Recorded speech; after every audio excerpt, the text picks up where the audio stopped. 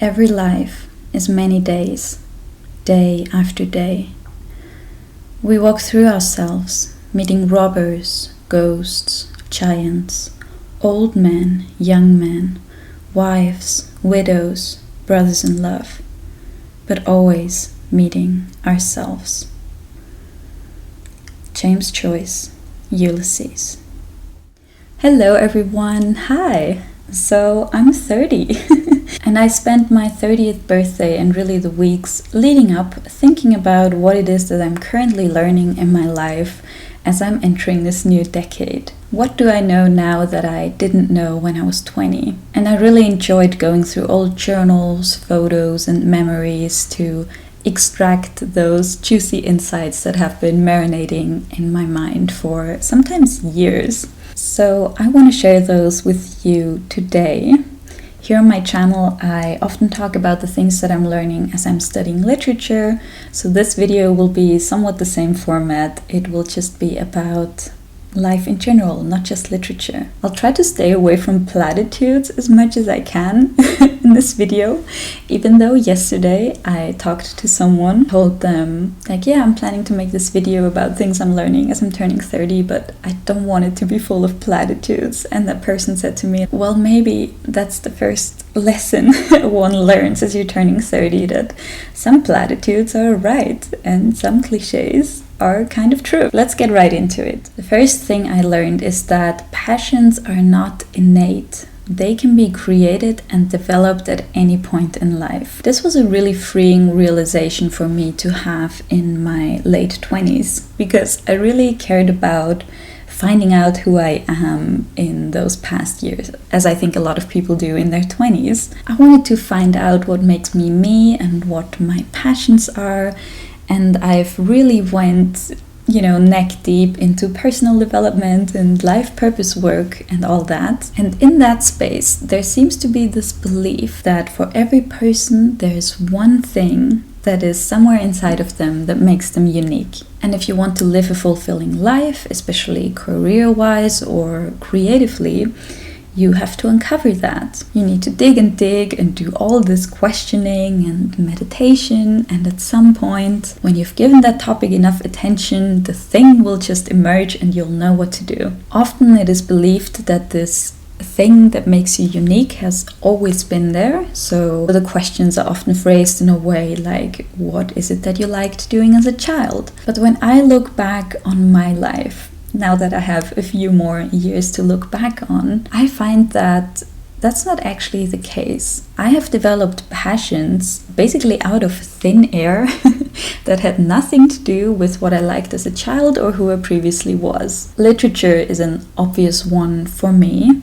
I was not a reader as a kid. I mean, of course we had books at home, but I wasn't one of those teenagers that had their nose in a book all the time, like not at all actually. For me, it was really in my mid-20s where all it took were a couple of good books that fell into my lap by accident and a couple of good talks by people explaining those books that, I went off, and my passion for literature has developed in a way where I now love it with the passion of 1,000 burning suns, and nothing and no one can take that away from me anymore. I spend more time on it every day than on anything else, and I would have never imagined myself doing this 5 years ago. It just emerged seemingly out of nowhere. Like, that's the point that I'm trying to make. And I really put that as a learning for myself, because I remember when I started studying literature, like when I was enrolling for my studies and I quit my job, that sometimes made me very insecure that it is such a recent passion of mine.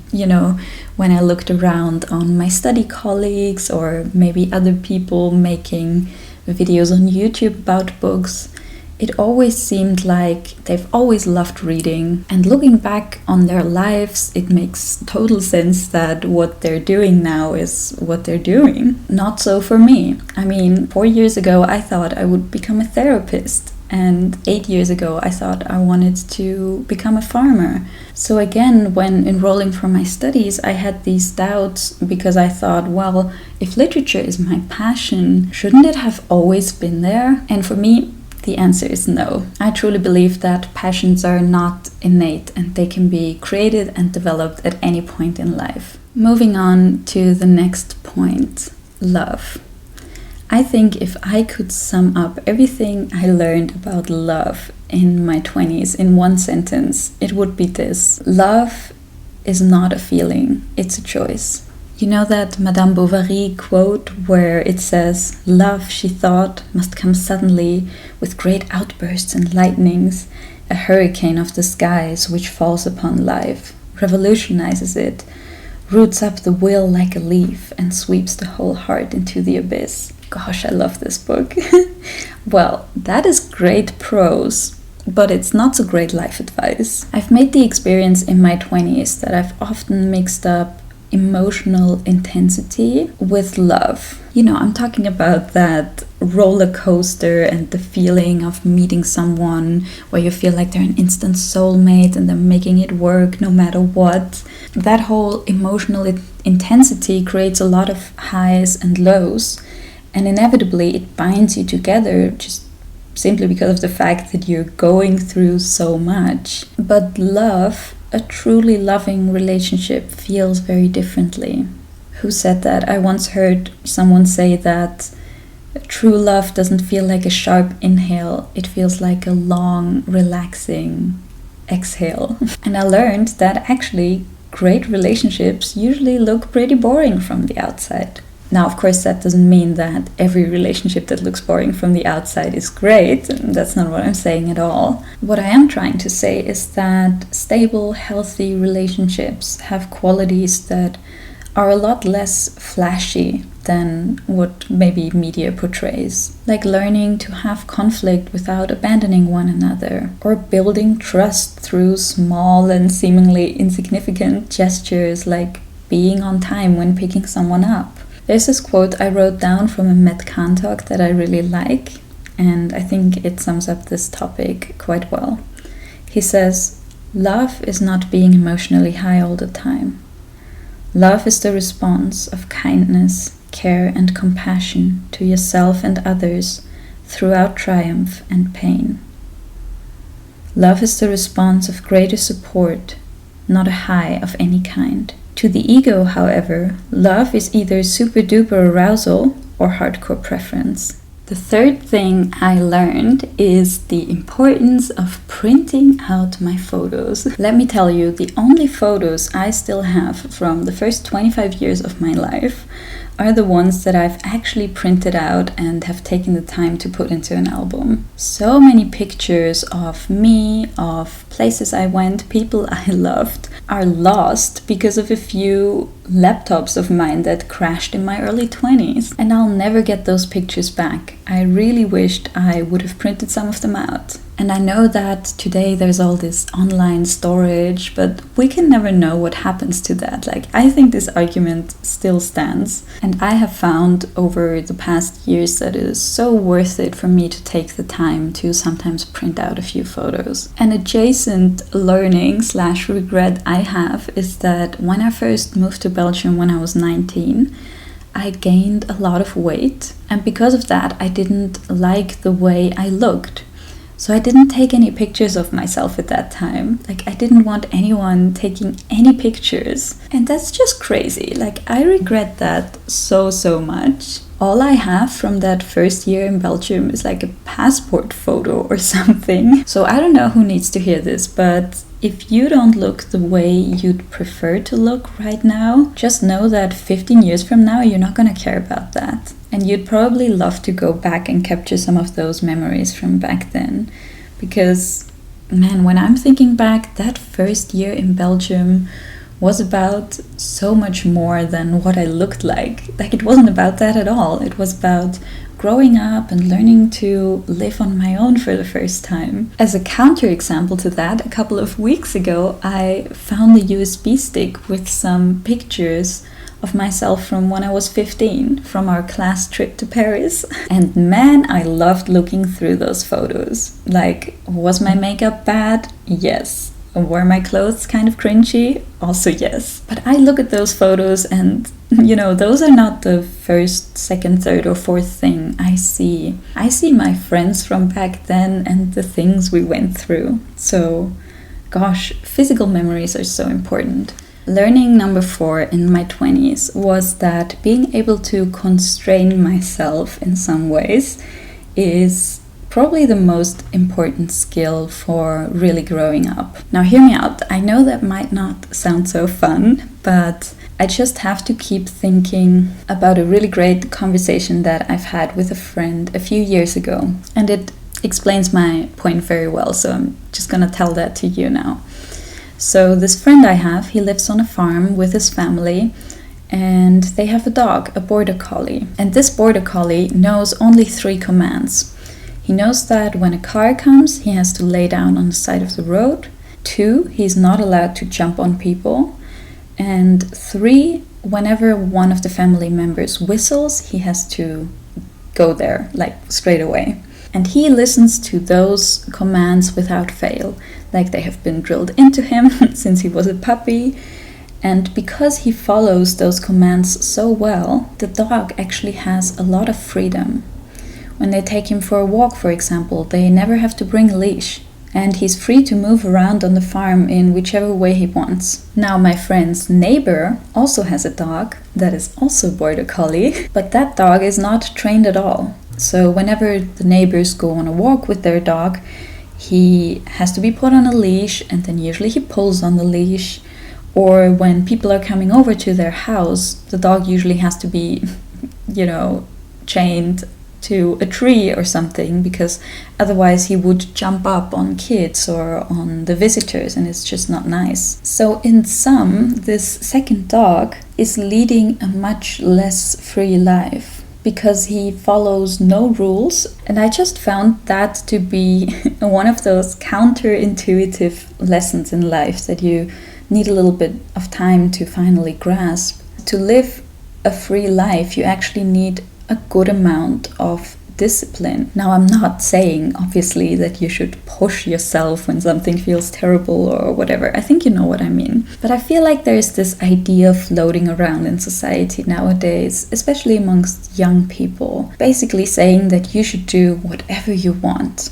Like, follow your bliss. And if you don't feel like it 100% at the time, just don't do it. And while that might sound like a nice idea on the surface, it just doesn't pan out like that in real life. Not if you want long-term satisfaction. Or I should speak for myself, not for me, if I want long-term satisfaction. I think it was Nietzsche who said that authenticity is inner passion with a disciplined artistic expression. I have to say I'm exercising a lot of discipline for the things that bring me joy, because I sometimes don't feel like getting out of bed in the morning to go to uni, or I don't feel like having that difficult conversation with a friend. But when I do, I feel very accomplished, and it gives me a knowing that I can do hard things, and that knowing really grows me. Like, take these YouTube videos, for example. All you see is the result, right? But for me, it's always an entire odyssey to make one of those videos. When I script, I sometimes feel foggy, I can't focus or get a real good outline for the video. Then I start second guessing myself whether I should even do that video. Then I get into too much time pressure to film it. When I film it, maybe the sun isn't right, or I don't like the way I look. And then I start editing way too late, so I edit into the night, and it's just, there's so many points of friction and of frustration. But while that is true, I can also say wholeheartedly that I love my work and I love doing this. And even though there are sometimes weeks when it's easy, an idea just comes to me and I write the script for a couple of hours, I film, edit, upload, boom, boom, boom. Like, that's nice. It's nice when that happens. It saves me a lot of agonizing and second guessing. But that's not the videos I'm most proud of. It's the difficult ones that make me very satisfied with myself on the long term. It heightens my self-esteem in a way, because I know that I can do this. I know that I can do difficult things, and I can stick it out even if it feels impossible at first. And I just wouldn't get to that point if I followed every little whim that I had. This is a great book recommendation for that point, The Road Less Traveled by M. Scott Peck. I always felt like this is the Bible of growing up and finding inner equilibrium or something. The first section of the book is called Discipline. Let me see if I can find a good quote. Problems call forth our courage and our wisdom. Indeed, they create our courage and our wisdom. It is only because of problems that we grow mentally and spiritually. When we desire to encourage the growth of the human spirit, we challenge and encourage the human capacity to solve problems, just as in school we deliberately set problems for our children to solve. It is through the pain of confronting and resolving problems that we learn. As Benjamin Franklin said, those things that hurt instruct. It is for this reason that wise people learn not to dread, but actually to welcome problems, and actually to welcome the pain of problems. Another way I phrased that whole point to myself, or probably I just read that somewhere, but in my head it's like nothing worthwhile will feel only good. The next thing I learned was to become aware of the lenses through which I see reality. And what I mean by that is that it is often the case that when we're really into a topic, we kind of project it outwards and see all of reality and the world around us and the people only through that lens. An example for how that played out in my life was trauma therapy. I was really into doing therapy myself and assisting other people doing therapy for a solid 3 years of my life or something. It was all I wanted to do. I really thought, as I already mentioned, I thought I would become a therapist. Every book I read was about therapy. Whenever I talked to people, somehow the conversation changed to it. That's all I thought about, that's all I dreamt about. You get the point. But that lens through which I was seeing the world was getting really intense. Like, it got to a point where, for example, I have very dry skin. I would have like a patch of dry skin, and instead of saying, I'm just a person who has a little bit dry skin, could be the weather or whatever, I thought, well, that must mean that I'm probably stressed subconsciously. Like, what is it that I'm suppressing, or how am I trying to prove myself now that I have this like piece of itchy skin? And I went down this whole rabbit hole instead of just putting on some lotion and calling it a day. And don't get me wrong, trauma and therapy, they're very interesting and important topics. You know, I still believe that starting therapy in my 20s was the best investment of my time and money, and probably a large portion of problems can be alleviated by it. I think there is a time for everyone where they have to just look back in their lives and make peace with their childhood. I'm totally supportive of therapy. It should be readily available, all that. But in my example, it was this magnifying glass and the only lens through which I could see reality. A few years before that, I had the same thing with meditation. I just thought if everyone would meditate a little bit, the world would be a better place. And I interpreted every difficult thing that happened in my life as a challenge to my meditation practice. And while I still think that therapy and meditation are good things, I have just learned to be very careful with the concepts and ideologies that I surround myself with. Because at the end of the day, they're just that. They're lenses through which to see the world. And I think part of growing up for me was to loosen that grip a little bit and not think that my lens is the only valid lens that there is. I've become more open to just change my mind quicker and to just let go of that hyperfixation of having to, impose my way of seeing the world onto everyone, which is kind of an exhausting way to live, I realized. If you think that you have the solution and everyone else doesn't, it honestly probably made me a not so pleasant person to be around. Moving on, what I've learned in my 20s is that the best thing I ever did for my mental health as a young adult was to delete social media. I deleted all my accounts, Facebook and Instagram, I think when I was 21 or something. And I attribute 85% of my happiness in life to just that, honestly. It was downright the best decision I've made in my 20s. And I know that because I've had to reinstall a couple of apps a few times for professional reasons. I had to get back on Facebook for a few months, and I also installed Instagram a couple of times thinking I would post some analog photos or something, and every time I did, man, those apps were just sapping the contentment out of me. Like, I don't know how to explain it otherwise. I'm usually pretty good with not comparing myself to others, but man, there's something about Instagram that as soon as I opened that app, I just felt worse about myself than before. So yeah, I mean, the only social media I guess I still have is YouTube, and I still watch too many YouTube videos. It's its own problem, whatever, but I found it not to be as bad as Instagram, and I don't even want to imagine TikTok or something. And the last thing I have written down as an insight for myself is that I've really learned to live my life dialectically over the past months. The definition of dialectic is discovering what is true by considering opposing theories. Another way to say that might be polarity management or something. And what I mean by that in a more practical sense is that I'm learning to embrace and live with opposites and contradictions. So I've put this all the way at the end of my insights because after writing everything that I have just told you, I thought, well, the opposite is kind of also true. Like, of course you should follow your bliss, and of course it's good to not restrain yourself sometimes, and sometimes social media is probably a good place. And of all the things I say and do and think every day, the opposite is probably true as well. And learning to hold that tension of oppositions without needing to find immediate resolve.